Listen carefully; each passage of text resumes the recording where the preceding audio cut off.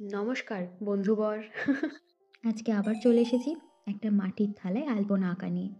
আচ্ছা, এটা আঁকতে আঁকতে তোমাদের সাথে আমার একটা অভিজ্ঞতার কথা শেয়ার করি। আমাকে তোমরা অনেকেই কমেন্ট করে জিজ্ঞেস করো, তুমি কোন অ্যাপে এডিট করো?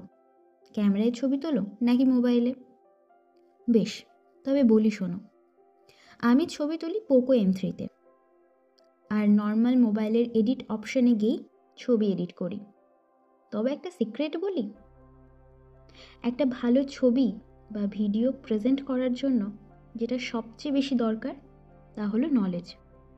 কালার, এক্সপোজার এইসব সম্পর্কে সামান্য একটু জ্ঞান। প্রচুর না, সামান্য একটু হলেই চলবে।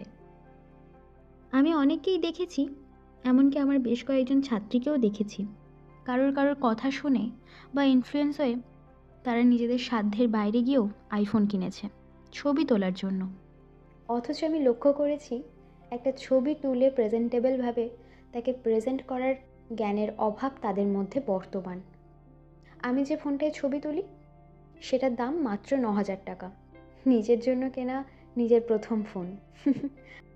আসলে আমি যেটা বলতে চাইছি, তোমার কাছে অত্যাধুনিক টেকনোলজি হয়তো আছে, কিন্তু সেটাকে পরিচালনা করার মতন সঠিক জ্ঞান যদি তোমার মধ্যে না থাকে, তাহলে সেটা থাকা বা না থাকা একই তো ব্যাপার, তাই না? তাই নিজের ওপর খাটো, নিজের স্কিলটাকে ডেভেলপ করো, বুঝলে? দেখো দেখি, তোমাদের সাথে কথা বলতে বলতে আমার এই আঁকাখানা সম্পূর্ণ। কেমন হয়েছে জানিও কিন্তু, কমেন্টের অপেক্ষায় থাকবো তোমাদের।